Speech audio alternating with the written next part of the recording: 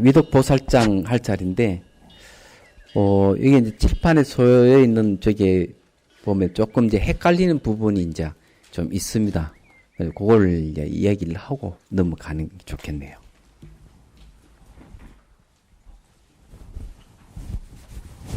여기에 보면은 요 이상이라 하는 게 있죠. 여기는,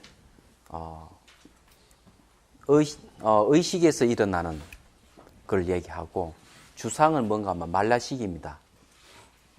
그리고 생상은 아리아식이거든요. 그리고 멸상은 감각입니다. 자, 여기 보면은, 임재사료관에서 이야기하는 걸 보면은, 여기 이제 범부의 깨달음에서는 사람을 빼앗는다 했죠. 그래서 여기에 이제 한다면은, 이게 아공이라고 하는 인공입니다. 요렇게 맞죠.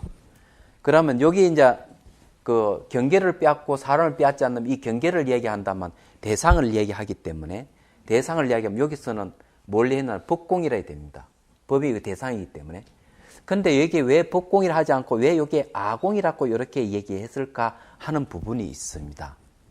근데 여기 의식의 대상하고 말라식 대상이 차이가 좀 있어요. 같은 대상이라도 이 의식이 보는 대상은 여기는 몸도 그 대상 바깥에 있습니다. 이 밖에 있어요. 그 다음에 이제 이 몸뿐만 아니라 이런 기세관도 전부 다 밖에 있습니다. 의식의 대상으로 봐가. 근데 같은 대상이라도 말라식이 이거 대상으로 봤을 때는 이 대상은 밖에 아니고 안에 있습니다. 대상이. 그러면 이 대상이 안에 있다 하는 게 뭔가 하면은 아레야식의 여기 경계상이 있잖아요. 사라져. 아레야식 경계상이 있습니다.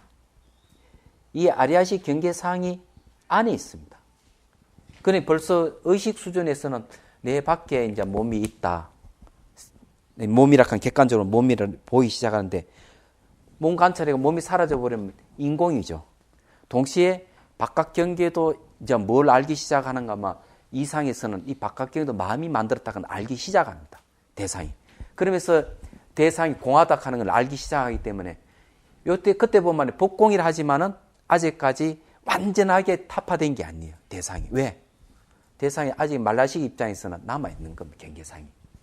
그때는 이제 이 의식이 이게 이제 바깥으로 몸도 있고 기시간이 있다 하는 것이 두 개 다 타파가 되면은 의식이 안쪽으로 탁 돌이켜가지고 대상이 안에 있다 하는 걸 알게 됩니다. 오직 마음밖에 다른 경계가 없다. 그럼 그 대상이라 하는 게 마음이라 하는 걸 알기 시작하는 거죠. 이 의식상에서.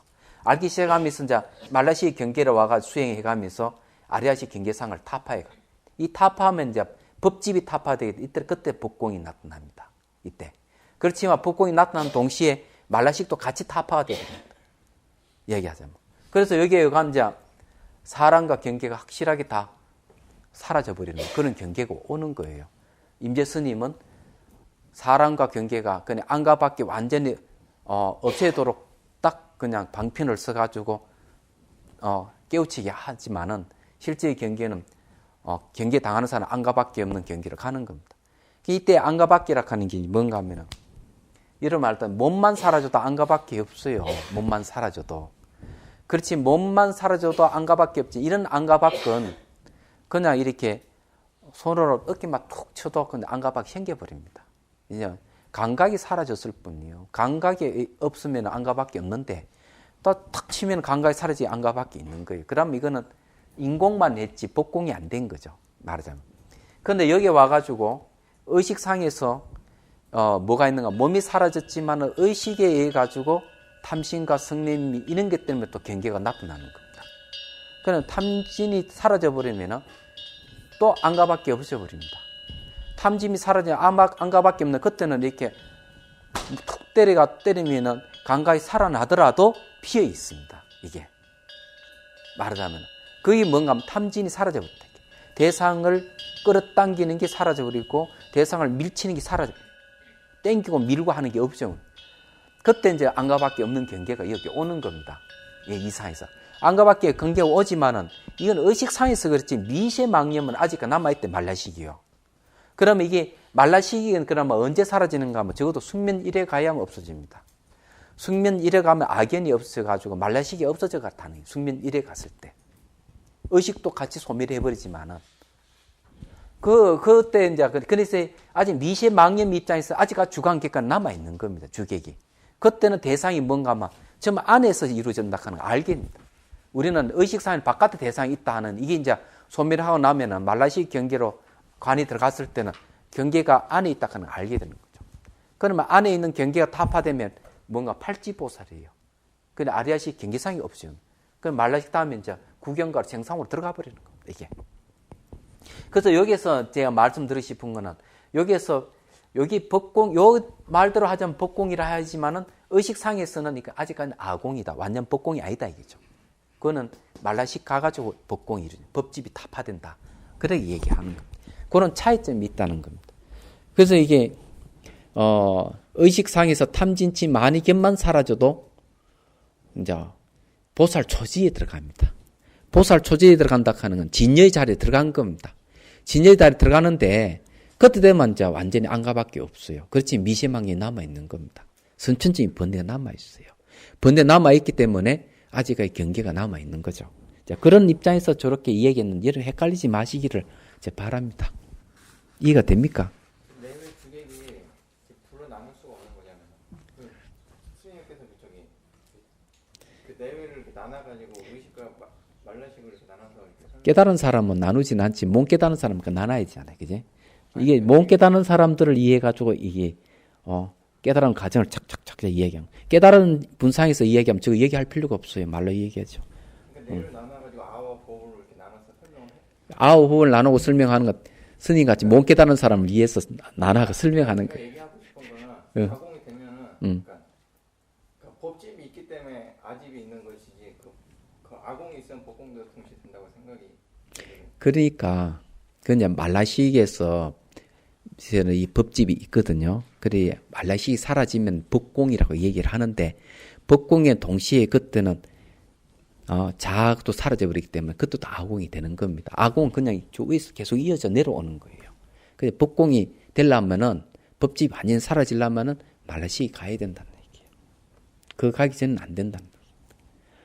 그러니까 뭐 저기 아법을 나누지 말아야 된다 하는 입장에서는 얘기를 한다면 깨달은 분상에서만 얘기하는 거고 우리는 완전히 깨치지 못하는 입장에서는 어쩔 수 없이 나눠서 설명할 수밖에 없습니다. 그러니까 저 도표상에서 보면은 아공이 된 상태에서도 법집이 있다라는 말이 되는데 저 도표상으로 보면 그러니까 저기서 말하는 법공이라 하는 거는 아직 아니라는 얘기예요.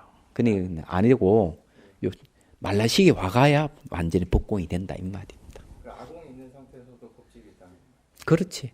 저 때는 아공이라 하는 건 의식상의 아공이라 하는 몸을 아라고 집착하는 경우 많고 생각을 아라고 생각하는 경우가 있는데 그런 것이 사라져 버렸을 때는 아공. 그래서 탐진치 만이견 하잖아요. 이게 탐진치 만이견 하는 게 이것이 이제 사라져 버려야 되는 거예요. 그러니까 쉽게 얘기해 가지고 스님이 이제 잘 헷갈리는 부분이 있는 것 같은데 요걸 알아야 됩니다. 관찰 대상이 신, 수, 신법이 되어 있습니다. 그럼 이걸 이제 관을 한다. 관을 하는데, 이 관이 가는데, 자, 이 중요한 거는, 이 아가 문제예요.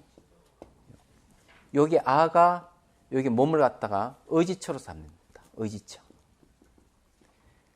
그러니까 몸이 아의 의지처다. 그 다음에 수락하는 거는 감각인데, 이 감각은 아가 향수하는 거 받아들이는 향수하는 것이다. 심을 갖다가 아 자체다. 요거는 법하면은 아의 작용이다. 요렇게 이제 다 생각을 한다는 거예요. 그래서 신수 신품을 나눠가 관찰해 보자 하는 거예요. 그러니까 관해가지고 몸을 관찰해 보니까 몸은 아가 아니더라 이기죠. 그건 아공이다. 몸에 아가 아니더라 이기죠. 말하자면 아공인데 그러면은 아공은 감각이 사라졌으니까 이 두 가지 다 이게 해당하는 겁니다. 이게 아공이 되는 겁니다. 말하자면. 그러면 여기에 이때 아공이라 하는 거는 몸을 의지처로 삼아가 몸은 내다, 내 것이다 하는 생각이 사라졌을 뿐이에요. 유신견이 사라졌다는 거죠. 그렇지만은 심 자체가 내 아다 이렇게 얘기한다고. 심 자체를. 그것도 이것도 심 자체를 딱 관찰을 해보면은 이게 아가 없는 거 이게 무하다는 얘기죠. 이게 확실히 없다는. 그러면 여기 또 아공하고 이것도 지금 아공이거든요. 잘 보면요. 요것도 아공인데 요건 아공이 뭐가 다른가 하면 이건 몸이 사라진 걸 아공을 이야기해요. 요때 심은 아공이라 하는 건 탐진치 많이 견이 사라진 아공인 거라. 이게 말하자면. 그래서 여기 인공이라 하는 건 몸을 얘기하는 거고 요때 요 아공이라 하는 마음의 탐진치가 사라졌다 이게요. 말하자면 그 아공을 얘기하는 거예요. 다르다는 거지. 그렇지만 여기에서 아공이라 하는 건 자의식이 사라진 걸 얘기하는 말라식에서는. 저기는 그걸 얘기 안 하니까. 초기 경계는 저 얘기를 하지. 그러니까 스님이 이거 착각을 하지 말라고. 의식하고 말라식 다른 거예요. 아니 그 마음이라는 것도 결국 그 마음이 있다고 내가 생각을 하기 때문에 그 아집이 있는 거예요. 그래 마음이 있다고 생각을 한다는 거 생각 그 마음이잖아. 그지? 근데 스님은 수행을 안 해보니까 직접 관찰을 안 해보니까 자꾸 말로 따질 수밖에 없는 거라. 이게 그냥 저렇구나 이렇게 이해하고 한번 실제로 참 관찰을 해봐. 그 수밖에 없어.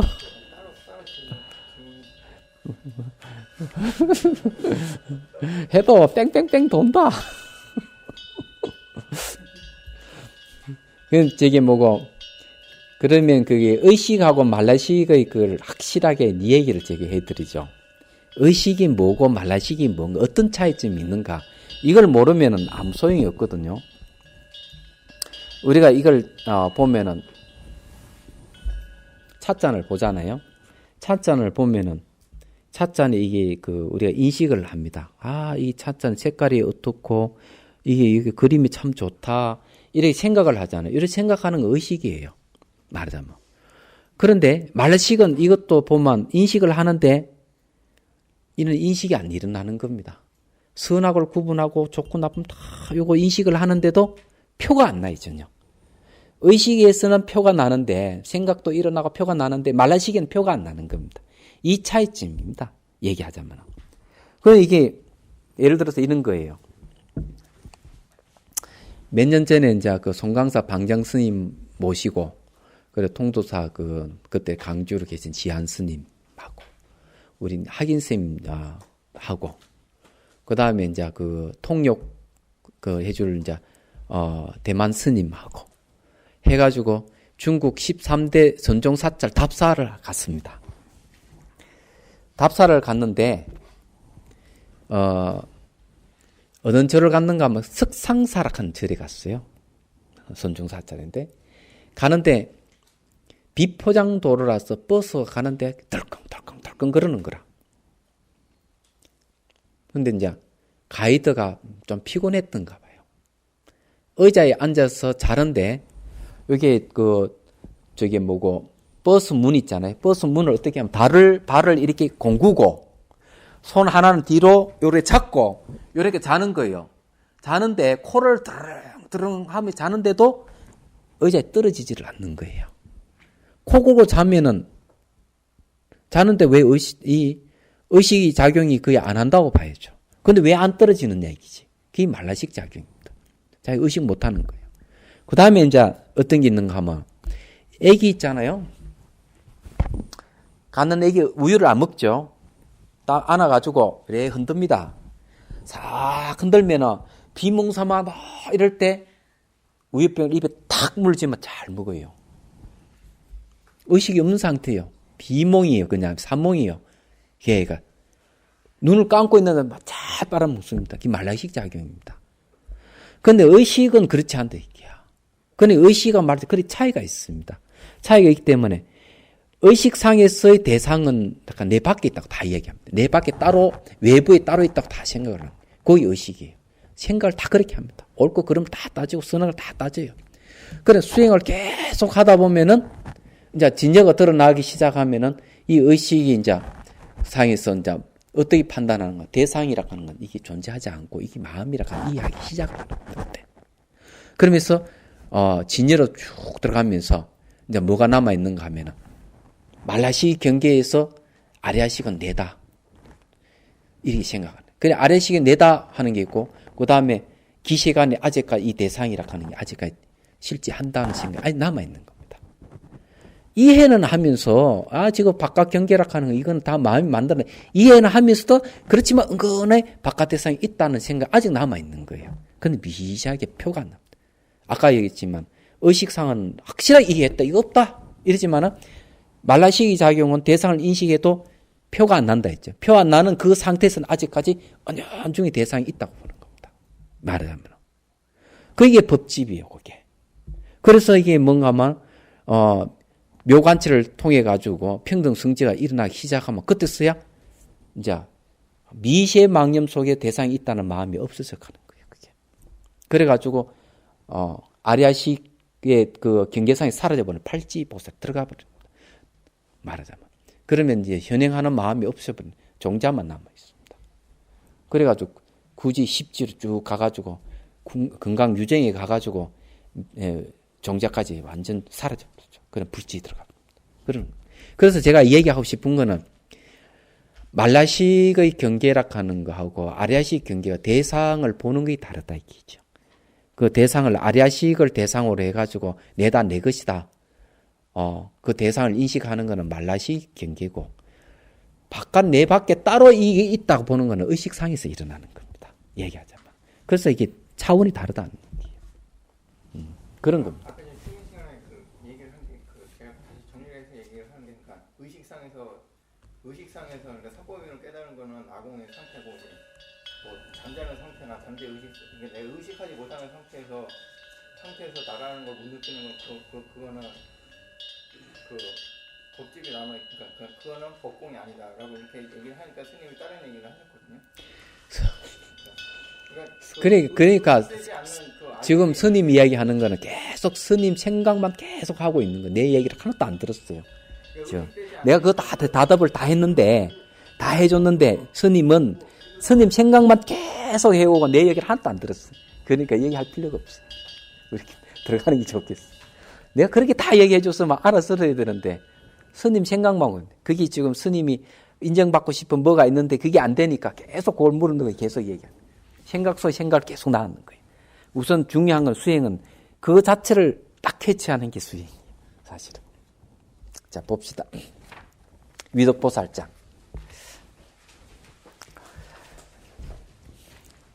위덕보살이여 마땅히 알라. 고요하고 공격한 사마타 모습. 거울이 모든 상을 비춘과 같고 실제 없이 환과 같은 사마제 모습. 어린 사기 점차로 자란과 같네. 선나는 오로지 정멸의 모습. 비유하면 그릇의 울림소리다. 세 종류로 나타나는 오묘한 법문. 깨달음이 수순하여 흘러나온다. 자 여기서 얘기하는 거는 세 가지 관을 얘기합니다. 정관, 환관, 적관입니다. 실제로는 범부각, 상사각, 수원, 구경각에 들어가는 기본이 가는 그 방법을 구체적으로 제시하는 겁니다. 위덕보살장에서 이 얘기를 하고 있습니다. 그러니 이제 청정의 보살장에서는 이제 그 깨달음의 경지를 네 단계를 나눠서 설명을 했는데 여기서는 그 깨달음의 경지에 들어가는 방법을 얘기를 하고 있습니다. 그게 아주 중요한 거죠. 자, 봅시다. 몸에서 흘러나오는 기로 상대방을 제압하여 그들이 공경하고 두렵게 하는 것을 위라고 하고, 제가 보니까 그 작년하고 다르고 올해 다르거든요. 그 여러분들이 보니까 작년에 여기 그 공부하는 저기 분하고 여러분들하고 다른데 뭔가 왜 다른가 했더니만 순원장 스님이 기운이 달라졌어. 보니까 작년에는 순원장 스님 몸에서 하는 그 기운이 완전히 제압을 못했는데 올해는 여러분들 완전히 제압한 것 같더라고. 그 위라 그러는 겁니다. 네, 이해가 되죠? 굉장히 쉽습니다, 이게. 그 다음에 넉넉한 덕으로 상대방을 감사하나 그들이 좋아하며 우르르 보게 하는 것을 덕이라고 한다. 예. 그러니까 상대방을 갖다가 공경하 두렵게 하는 것뿐만 아니라 탁 끌어안는 거죠. 이게 이제 덕이라는 거죠. 위는 덕과 상대되면서 또한 진의 성기를 가깝고 성내는 성기를 가깝고 덕은 위와 상대되면서 진의 성질과는 다른 면이 있다. 네. 위 가는 걸 보면 썩내는 같은 그런 거 있는데 그 밀교에서도 보면은 뭐가 있는가 하면 분노존이라 하는 게 있어요. 분노존. 분노존이라 하는 게 있는데 간신보살에게도 분노존이 있고 문수보살에게도 분노존이 있어요. 그는 언제 그리 분노를 하느냐 하니까 이 되게 말을 안 들을 때 이 분노존 모습을 보인다는 거죠. 오늘 보니까 그냥 이야기하다 보면 엉뚱한 줄로 많이 흘러가고 이러는데 내 엉뚱한 얘기는 내 한마디 하죠. 이건 이제 청정 스님한테 들은 이야기인데 청정 스님이 이제 뭘 이야기하는 것만 이런 이야기. 달람살라 공부하는데 공부 진전도 안 되고 막 이러는데 이슬람 그 수행자를 만났대요. 수피 좀 하는 이슬람 수행자 만났는데 하는 얘기가 당신이 수행 진전이 있으려면은 저기 수미산을 갔다 와야 된다. 이 갈라시 산을 갔다 와야 된다. 그렇게 얘기하더라는 거죠. 그러면 당연히 수행이 정진이 이게 아주 될 것이다. 그 말을 들은 거예요. 그래가지고 생각을 해. 그럼 내 갈라산 한번 가야 되겠다. 근데 그때 이 중국하고 이게 뭐고 한국은 이 수교가 안 된 상태예요. 그래가지고는 인도에서 중국을 건너갑니다. 월담 하듯이 월경을 하는 거죠. 해가지고 이제 가는데 그 초소를 막 피해가지고 한밤중에 초소를 피해가 막 가는데 달라이 라마가 3분 나타났다는 거죠. 그 국경을 넘어서 전날 밤 탁 잠을 자니 달라이 라마 한번 싹 나타나가 한번 쉬고 사라지더라고요. 그래가지고는 또 막 거의 한 달 가까이 그냥 막 애를 써가지고 티베트 그 갈라스산까지 갑니다. 그 서부 인도 쪽에 있거든요. 서부 티베트 쪽으로 있거든요. 가가지고 턱 하룻밤 자는데 꿈에 또 달라이 라마가 또 턱 나타나더래요. 그러고는 또 한 바퀴 돌았다는. 그게 한 바퀴 돌 때 최고 높은 그 고개가 5,600고지입니다. 그러면 그 갈라스산은 한 6,000고지 돼요. 말하자면. 그게 4개 강의 원료가 거기에 갈라스산에서 비롯되는 겁니다. 성산으로 보죠. 그 힌두교, 이슬람, 불교, 봉교 이 전부 다 그 산을 성산으로 봅니다. 말하자면. 그래 한 바퀴 딱 돌고 딱 꿈을 꾸는데 큰 법회가 열렸더라는 거죠. 그래 수많은 스님들이 이제 근데 외국 스님들 많이 있고 법회를 자기가 제일 앞에 딱 앉아 있더래. 근데 멀리서 딱 부처님이 오시는데 가까이 오는 거 보니까 멀리서 볼 때는 부처님이 가까이 오니까 달라이 라마더라는 거죠. 법상을 법문을 다 하고 딱 내려오더니만 자기한테 딱 오더니만 뭘 주는가 하면 약봉지 3봉지를 턱 주더래요. 그 웃으면 주기를 자기 턱 받아 달라는 가버리고 턱 받으니까 뒤에서 웅숭웅숭하면서 웬 몸보던 중이 왔다고 막 웅숭웅숭하는데 뒤로 딱 돌아보는 순간 깨버렸다는 거죠. 그래 하도 이상해가 그걸 다 적었대. 기록을 노트에 기록해가 이거 한번 물어볼 기라고. 그래가지고 다시 이제 중국에서 이제 인도로 넘어가지고 달라이 라마 집무실에 이제 턱 들어 문을 열고 턱 들었으니까 달라이 라마 싹 돌아보는데 이때 그 모습이 분노존이라는 거죠. 달라이 라마 분노존. 이 달라이 라마 그 무서운 얼굴로 딱 손을 딱 가리키면서 너는 왜 나를 믿지 못하는가? 내가 너한테 3번 같지 않느냐? 그 꿈속에 3번 나타나는 게 그걸 얘기하는. 너한테 3번 같지 않느냐? 어디서 내가 너 한번 갔고, 어디서 네가 그 갈라스산에 도착했을 때 내가 한번 갔고, 그러면 쭉 얘기를. 그래서 깜짝 놀래가지고 그때부터 달라이 라마도 의심이 사라져버렸다. 이런 얘기를 하더라고요. 이 분노존이라는 얘기인데 그런 얘기인데. 그러면서 이제 그 사진을 한 장 보이는데 달라이 라마 사진인데 그 자비로운 얼굴이 아니에요. 쓱난 얼굴이 그대로예요. 그게 분노존이라는 그런 거더라고요. 그래서 그게 뭐 이런 게구나 이러는데 내가 가만히 생각해 보니까 나도 분노존을 많이 나타낸 적이 있습니다. 송강사 강원에 있을 때 하긴 내 말을 안 들을 때 내가 호통을 지금 막 화난 얼굴 요번에 며칠 전에 한번 그랬습니다. 이 대교반이 말을 안 들어가 자꾸 우기고 따지고 대답 않는 논리를 펴고 그렇게 얘기를 했는데도 그냥 내 화를 냈죠. 화를 내고 뭐 고함을 지르고 뭐라 그러고 전부 다 삼천배 시키고 그래 했는데 그럼 화를 내는 게 말 듣대요. 저기 선장 스님 혹시 분노전 얼굴을 한 적이 없습니까? 작년에 좀 있을 것 같은데 원래는 없는 것 같아 보니까. 이 분노전이에요. 근데 그런 이야기를 제가 한번 들었습니다. 지나간 설이라고 저는. 그 다음에요. 덕은 거둘 수 있는 힘이 있고 위는 끄끄 굴복시키는 힘이 있으니 이 때문에 덕과 위가 서로 상대되는 것이다.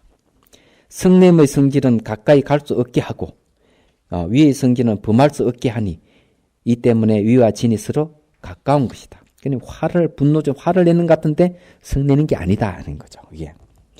진은 성내는 것은 다른 사람을 해치고 곤란하게 만드나 덕은 자비를 베풀어 구원할 수 있으니 이 때문에 진과 덕의 뜻이 서로 어긋나는 것이다. 그러니까 위덕자재라는 뜻을 말하자면 자비와 이음을 함께 갖추어 사람을 죽이고 살림에 어느 때라도 자유자재한다는 것이니 그것은 마치 세속의 왕과 같다는 의미를 가지고 있다. 제가 그 성철 스님의 상자를 얘기 들으니까 그런 얘기를 하더라고요. 저기 누구예요? 원통 스님의 말씀 들으니까 뭘 얘기하는가 하면은 도인 스님이라고 소문이 났으니까 자기가 그런 갔대요. 그래서 가가지고 이제 행자시행을 하기 시작했는데 도인 스님을 의지하고 나 이제 도깨칠 거라고 갔대요. 근데 한 3개월을 갔는데 도저히 있을 수가 없더라는 거예요. 있을 수 없는 얘기가 뭔가 뭐 이런 얘기. 어떻게 도인 스님이 저렇게 말했지 고함을 지고 화를 내고 저럴 수가 있느냐 이게죠.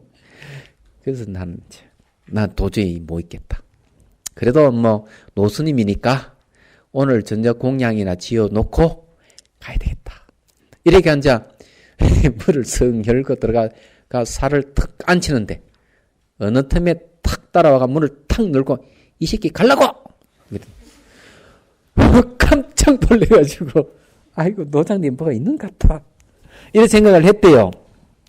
그러고는 이제 그럼 한 3개월을 좀 더 있어보자. 있는데 또 막 잘못하면 막 화를 내고 고함을 지르고 이 가야선 호랑이라고 그러잖아요. 별명이. 그래서 생각해 보니까 도저히 안 되겠다. 이 도인이 아닌갑다. 이게 그러고는 이제 가야지 하고는 이제 큰 방에 들어가가지고 그 간물장 턱 열어가지고 옷을 주춤 사는데 언제 뒤돌아가 탁 열고 이 새끼 또 갈라고! 그 막 뒤집어져 버렸다. 그 다음부터는 의심이 싹 사라져 버렸다는 거예요. 사라지고 그 다음에는 그냥 하심하고 행자시행을 1년 넘게를 했답니다. 그래가지고 걔를 바꾸는 스님 됐는데 그 얘기를 하더라고요. 근데 나는 또 원통 스님 말씀만 들으면은 그런 것 같은데 원소 스님 말을 들으니까 또 비슷한 얘기를 하더라고요. 당신 경험을 갖다가. 그래서 그렇구나. 그러니까 이게 깨달으신 분의 특성은 보니까 이게 막 화를 내고 이러지만 진짜 화내는 게 아니고 이 바르게 인도해 주기 위해서 이 분노전의 모습을 보인 게 아니겠나 이런 생각을 해요. 그러니까 성철 스님 그러면 그만 이 상자들 오금을 펴지를 못한다는 거죠. 딱 났으면 떨어 났으면 그만 전부 다 오금을 못 편답니다. 얘기하자면 말 한마디 하지 않더라도 이제 그런 게 좀 있는 것 같아요. 그냥 여러분들이 이제 나중에 진짜 완전한 깨달음 도달하면은 그런 게 없어지죠. 막 다리가 후두두 들리고 땀이 짝짝 나고 이러면은 깨달았다고 그렇게 하는 사람들 거짓말입니다. 못 깨친 사람이. 진짜 깨달으면 다리 떨릴 일도 없고 땀 흘릴 일도 없거든요. 실제는 그렇게 되는 겁니다. 또 봅시다. 청정의 보살을 이어서 위덕 자재 보살에 질문하는 것은 무엇 때문인가? 자, 여기에 이제 아주 중요한 게 이제 나옵니다. 청정의 보살은 미륵 보살이 애욕을 자비로 바꾸기에 중생들 하여금 어리석음을 지혜로 바꾸도록 질문하였다. 위덕자재보살은 청정의 보살의 일성음을 지혜로 전환시킨 것을 받아서 중생들이 성내는 모습을 이음으로 바꾸도록 질문하는 것이다. 중생들의 성냄을 이음으로 바꾸도록 했다는 얘기죠. 자비와 지혜가 서로 인도하고 자비와 이음이 서로 병행하는 연후에라야 자재라는 이름을 얻을 수 있다. 그건 위덕자재. 앞에는 위덕에 대한 설명이고 뒤에는 자재라는 설명이네요.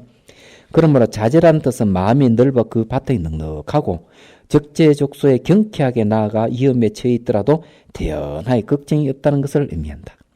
사람으로 하여금 마음이 편안하고 가볍지 못하며 근심이 없을 수 없게 하는 것은 탐진치 삼등의 모든 원인이나 그 가운데서 성내는 것이 유독 심한 것이다.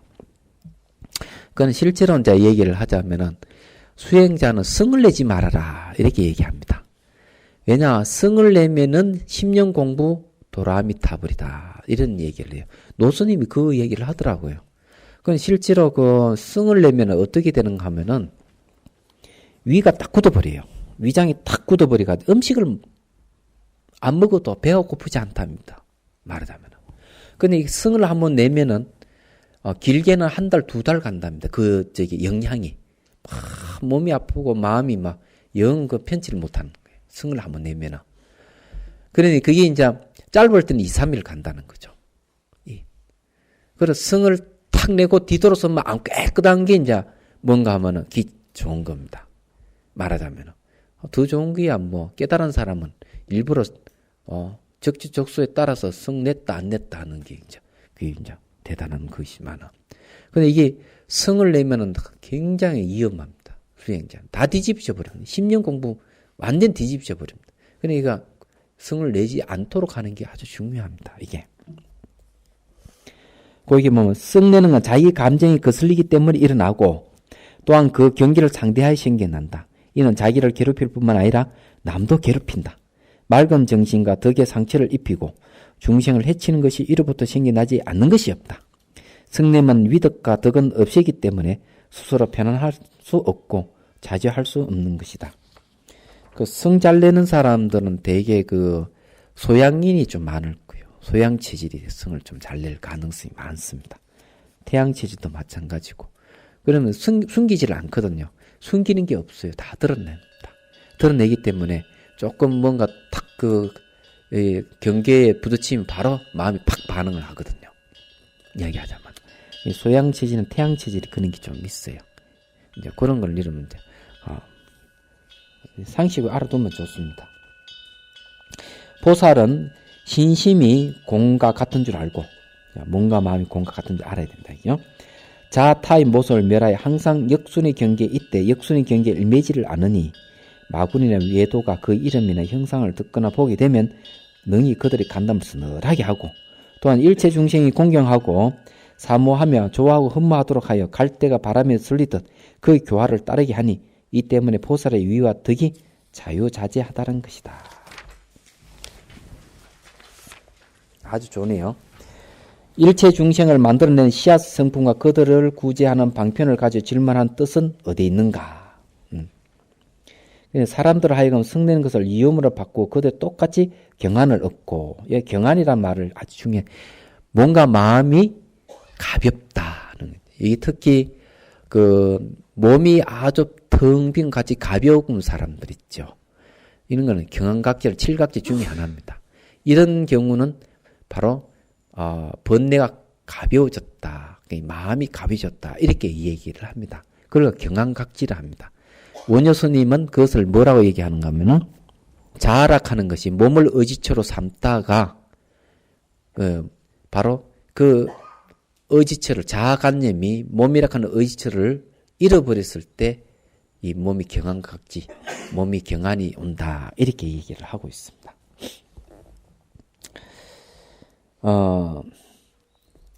부처님이 그러니까 자제함을 완성하게 하는 데 있는 것이다. 부처님이 상관을 보여주고 관 하나하나의 내용에 모두 그 안에서 상쾌하고 편안한 마음을 낼 수 있다라고 하며 결론 짓기를 이 자리는 자타와 신심이 미칠 수 없는 곳이다고 했다. 이 때문에 중생들로 하여금 빈 마음으로 모든 상을 잊고 성내는 마음을 편안한 마음으로 바꾸어 위와 덕을 이루게 하는 것이다. 미륵보살과 청정의 보살, 청정의 보살과 위덕자재 보살이 서로 부처님 뜻을 이어가며 법을 드러내는 순수가 이와 같다. 개송으로 다음과 같이 말하겠다. 일반적인 방편들은 무수하지만 정환선 이 세계의 가장 큰 요청, 이 셋을 다르다 말하지 말라. 정갈래 모두 다 고향 가는 길.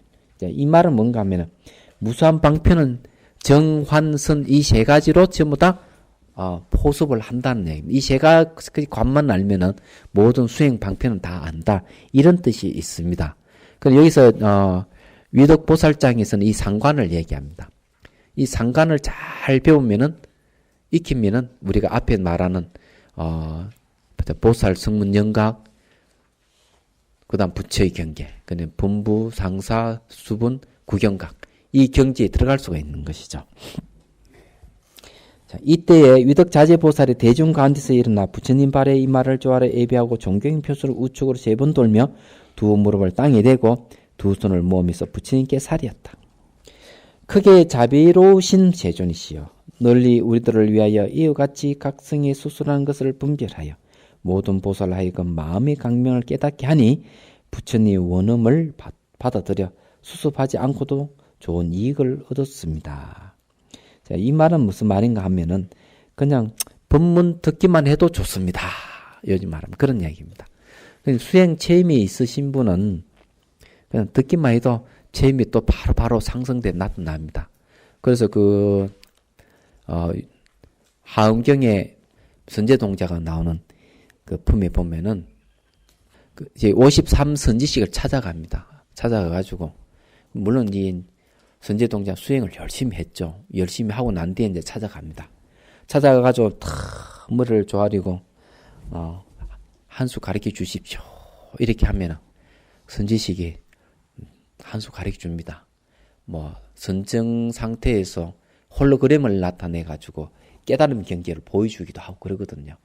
부처님의 팔상성도를 보여주기도 하고 여러 가지로 그냥 그 화면에 깨달음 경계를 보여주기도 하고 합니다.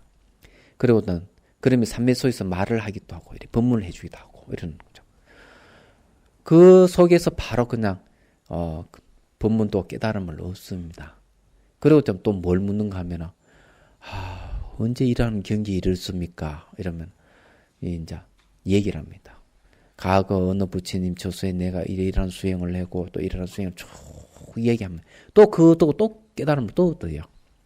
근데 이게 이제 뭔가 하면은 수행 체험이 있으면은 바로 들어도 바로 그냥 체험이 또 온다는 얘기입니다. 그래서 이 54 선제가 하나 만나면서 그런 깨달음은 없습니다. 특히 미륵보살을 탁 만나가지고는 미륵보살이 만든 누각이 있어요. 누각에 들어가고 싶다 이러니 누가 문을 열어줍니다. 문에 탁 들어가니까 삼천대천세 쫙 펼치는, 겉으로 보기에는 누각이 작은데 들어가니까 작은 누각 안에 삼천대천세 펼쳐지고 미륵보살 일대기가 쫙 펼쳐져 법문을 하는 내용이 나와요. 거기서 그 삼천대천이 펼쳐지면서 입을 딱 벌리면서 생각이 다 사라지고 의심이 다 사라졌다 이런 대목이 나옵니다.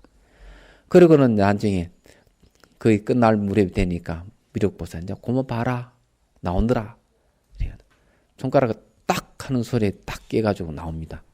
근데 그때 선조종사가 물어요. 이런 현상들이 어디서 와서 어디로 갔습니까? 그는 이제 묻는데 그 물음 내용이 자기가 그걸 보고 깨달았던 것을 확인합니다. 근데 미륵보살이 온데서 와가지고 그 온데로 다시 들어갔습니다. 그러면서 마음에서 나와서 마음으로 들어간 겁니다. 그런 얘기를 합니다. 근데 이제 말씀드리자면 그런 거예요. 여러분들이 이제 체험이 있다면은 이제 우리 경전 강의를 하지만은 여기서 여러분 깨달음을 얻을 수가 있습니다. 그다음에 세존이시여 비유하면은 큰 성의 사방에 문이 있어 어느 방향으로 가든지 성에 들어가는 길이 하나가 아니듯 일제보살의 불국토를 장엄하고 깨달음을 완성하는 것도 하나의 방편만은 아닙니다. 자, 이게 이제 큰 성의 사방문이 있는데 온갖 길을 가가 다 들어가는 문을 얘기를 하죠. 들어가지만은 들어가고 나면 성은 하나예요. 그 도달점 하나입니다. 길은 여러 갈리지만 이 얘기는 뭔가 하면 깨달음의 성에 들어가는 데서 수많은 수행법이 있다는 걸 얘기합니다. 그러면서 역시 정환선 이 세 가지 방편으로 다 기납된다는 걸 얘기를 하는 거예요.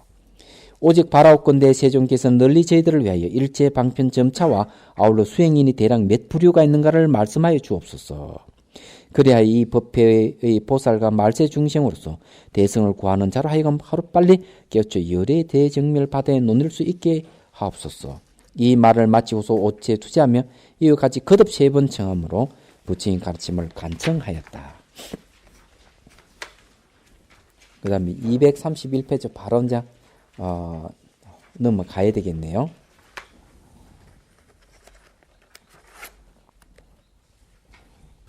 거기에 이제 넘어가기 전에 한번 그 각에 대한 얘기를 사상이 나오네 잠깐 한번 읽어볼게. 각의 깨달음의 성품은 청정의 신령스럽게 환히 빛나고 그 강명이 안팎의 영겁의 세월을 통해 비추기 때문에 마음의 강명이라 말한다. 이 자성 강명을 얘기합니다. 사상이 덮여 어두워서 이 사상이 뭔가 하면 생주인멸입니다. 생각은 계속 생겼다가 주했다가 멸했다 막 바뀌어가다가 사라져 버립니다. 이 생주인멸을 둘로 얘기하면 일어남과 사라짐입니다. 그걸 갖다가 나홍스님은 뭐라 얘기하는가? 생각이 일어나는 걸 생이라 그러고 생각 사라지는 걸 사라 그런다. 그래서 생사다 이렇게 얘기를 합니다. 그래서 이게 다른 말로 하면 생사에 덮여 어두워서 이런 말에도 틀리지 않습니다. 그 밑에 나타날 수 없게 되니 사상이 다 사라져야 비로소 그 밝음이 나타날 수 있다. 그러면 이제 왜 이런 이야기를 하는 거면 사상 생주임이라는 생각 이 흐름을 없애는 방법을 일러주겠다는 얘기죠. 이제 부처님이 이것을 가르쳐서 드러나게 하니 이것이 대중이 마음의 강명을 깨닫게 하는 근거가 된다. 생주인멸 사상이 다하여 각의 밝음이 나타난다고 하는 이 뜻은 깊고도 깊어 수습해야 얻을 수 있는 것인데 그때의 대중들은 한 번의 가르침을 듣고 깨달음의 밝음을 드러낼 수 있었다. 그러므로 매우 기뻐하며 좋은 이익을 얻었다고 말하는 것이다. 이랬습니다. 자, 이게 부처님 말씀을 듣고 이제 마음이 열린 거죠. 그때 세종께서 위덕자재보살에게 다음과 말씀하셨다. 착하고 착하도다 선남자여 너희들의 모든 보살과 말세의 중생을 위하여 열의 이와 같은 방편을 간청하여 묻는거나 너희들은 자세히 들으라 마땅히 너희들을 위하여 설하리라. 그러자 위덕자재보살의 부처님 가르침을 받들어 환희의 모든 대중 관계 무견히 부처님 말씀에 귀를 기울였다. 자, 넘어갑니다. 선남자여 위 없는 묘각이 모든 시방세에 들어와 열애와 일체법을 내놓으니. 자, 요게 이제 묘각이 뭘 내놓는다 그랬습니다. 열애 일체법을 다 내놓는다 그랬습니다. 묘각이 묘한 깨달음이. 자, 이게 내놓는다, 낳는다 이런 이야기죠. 혹시 반야신경에 보면 그런 말을 있죠. 반야바라밀에 의해 가지고 삼세의 모든 부처님이 출생한다 하는 말. 그래서 반야바라밀을 불모라 그런 말을 했죠. 부처의 업문이다 반야바라밀이. 이런 얘기를 하는데 이 묘한 깨달음이 모든 걸 이게 열애의 일체법을 내놓는다. 이게 아주 묘한 거죠. 왜 이런 말을 하느냐. 왜 묘각이냐. 묘가 다르니 원각입니다. 원각인데 열애의 일체법을 내놓는다는 것은 그 반대되는 것을 없앤다는 그런 뜻이 있습니다. 번뇌 망상을 없애는 열애의 일체법이에요. 얘기하자면. 그래서 이 호공이 아무 작용을 안 하지만은 향연기가 피어오르면은 향연기가 호공에서 사라져버린다고 제가 얘기를 했지 않습니까? 그래서 이 원각이라는 마음이 향연기가 쫙 피어오르면은 이 원각이 묘각으로 탁 탈바꿈해가지고 향연기라 하는 이 번뇌망상을 싹 없애는 작용을 해버리는 겁니다. 그래서 없애는 작용이 뭔가 하면 바로 묘각의 일체법을 내놓는다 하는 말을 그래서 쓰는 겁니다. 여기서. 그런데 그 바탕이 같고 평등하며 하여 모든 수행의 실로 둘이 없는 것이나 방편을 수순하기에 그 수가 무량하다. 원만히 돌아갈 바를 거둬 그 성품의 차별을 따른다면 마땅히 세 종류가 있게 된다. 그러면 그게 향연기를 없애는 게 세 개가 있다 이거죠. 그러니까 번뇌망상 연기를 없애는 게 세 개가 있는데 그게 정가, 황가, 선이다. 그러면 이 세 가지 그 방편 점차가 뭔가 하면 묘각의 작용이다 하는 거죠. 그래서 얘기하는 그런 얘기입니다. 그 주위에도 보면 그런 얘기죠.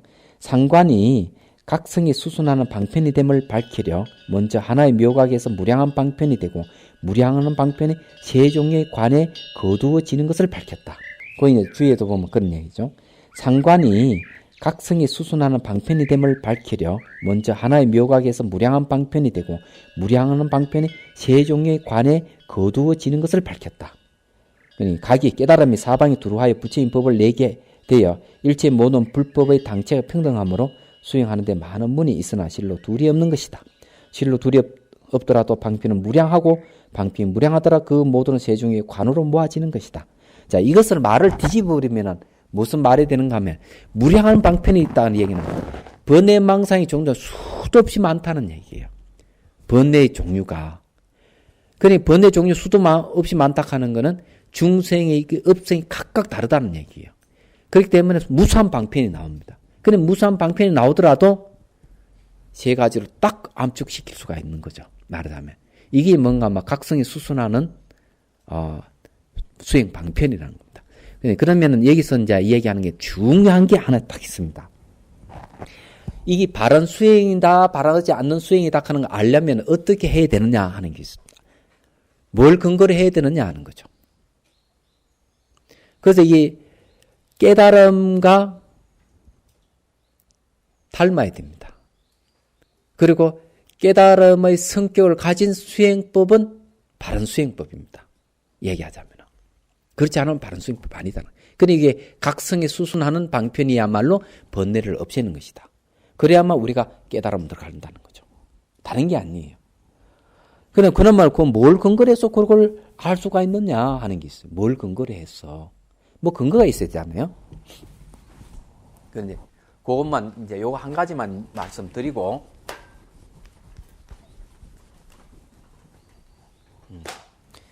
부처님의 깨달음 내용이 연기법입니다.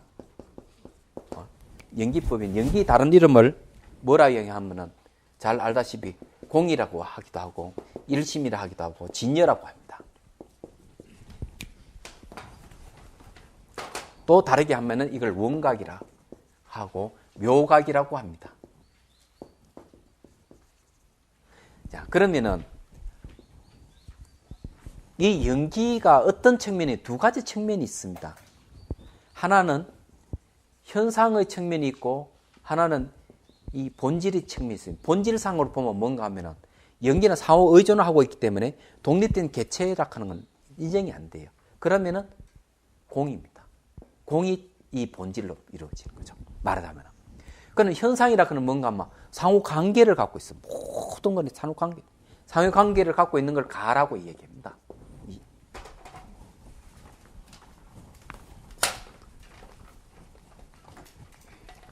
가라고 이렇게 이야기하는데, 그러면 이런 눈에 보는 일이 현상이라든지 이런 것들을 깨뜨려 보려면 어떻게 해야 되느냐. 우리 마음이 바깥으로, 생명이라는 마음이 바깥으로 투영돼서 이 세계에 형성된 거죠. 그렇기 때문에 매 순간 찰나찰나 변하는 마음을, 생밀 인연을 갖다 잘 살펴야 됩니다. 그래서 이빠사나를 뭘로 정의하느냐 하면 대성기신론에서는 생멸 인연을 잘 분별하는 걸 관이다, 이빠사나다, 이렇게 딱 얘기합니다. 그래서 여기에 관이 나옵니다. 관은 관인데 이빠사나예요. 그런데 본질이 텅 비어 있단 말이죠. 본질이 텅 비어 있으면 그 텅 비어 있는 본질과 상응하려면 어떻게 해야 되느냐. 주관과 객관이 상대하면 생각이 막 일어나기 때문에 텅 비인 자리를 갈 수가 없어요. 그래서 대성기신론에서는 텅 비인 자리를 들어가려고 할 때는 반드시 주관과 객관이 상대하지 않도록 하는 방법을 쓰는 겁니다. 그래서 뭘 얘기하는가 하면 지수화풍 4대에 의지하지 말아라, 호흡에 의지하지 말아라, 호공에 의지하지 말아라, 네가 알고 있는 견문각지에 의지하지 말아라. 네 그렇게 모든 의지하지 않을 때, 의지하지 않는다 하면 주관객관을 상대를 안 시킨다는 얘기지. 그걸 갖다가 사마타라는 겁니다. 사마타관이라 그럽니다. 그러니 여기에 얘기하자면은 연기라 하는 진리의 두 가지 측면, 현상의 측면에서는 이빠사나라 하는 관이 나오고 본질의 측면에서 봤을 때는 사마타라 하는 관이 나오는 겁니다. 이게. 이건 대성기신론에서 얘기하는 거예요. 그래서 이게 두 가지를 다 관이라고 얘기합니다. 사마타를 관관이라고 하고 이빠사나를 갖다 지관은 지입니다. 이 사마타는 지입니다. 지관이라고 하는 겁니다. 관관, 지관 이렇게 얘기합니다. 그래서 여기에 이야기하자면은 그냥 보통 이빠사나 관하고 사마타 지혜가 지관 이렇게 얘기를 하기도 하죠. 그러면 우리가 얘기할 때 이는 연기락하는 진리에 부합되는 수행법이 뭐가 있는가? 이빠사나와 사마타 관이 등장한다는 겁니다. 그래서 이 수행법이 이게 다른 말로 각성이잖아요. 여기서 말하는 깨달음의 성품입니다. 이게 원가의 깨달음의 성품이가 연기가 각성이잖아요. 그러면 이렇게 딱 맞아야 돼요. 수행법에 이 진리에 맞지 않는, 딱 부합되지 않는 수행법은 가짜라는 얘기죠. 얘기하자면. 그러는 겁니다. 그럼 여기서 이제 얘기하고 싶은 건 뭔가, 여기 이빠사나 관을 여기서는 환관입니다. 배들 치면은 사마타 관이라고 하는 정관을 얘기합니다. 이렇게 되는 거죠. 이 두 가지를 갖다가 통합해서 나타난 게 적관입니다. 다른 말은 중도관이라 하기도 하죠. 자, 이렇게 되는 겁니다. 그래, 이게 우리가 저게 뭐고 수행한다 하는 거는 그냥 수행법을 팍 만드는 게 아니에요. 만들어서 한다고 되는 게 아닙니다. 깨달은 사람만이 수행법을 제대로 파악을 하고 만들어낼 수가 있어요. 그 때문에 그 대종고 스님이 가나선을 주장하신 거는, 가나선이 왜 등장했어요? 대스님이 가나선을 얘기했을 때는 그냥 탁 만든 게 아니라는 얘기죠. 신수진보 관찰하는 것도 마찬가지예요. 모든 그렇습니다. 그래서 이렇게 딱 부합이 안 되면 안 된다. 이 수행법 그렇습니다. 자, 휴식을 하고 또 공부를 하도록 하죠.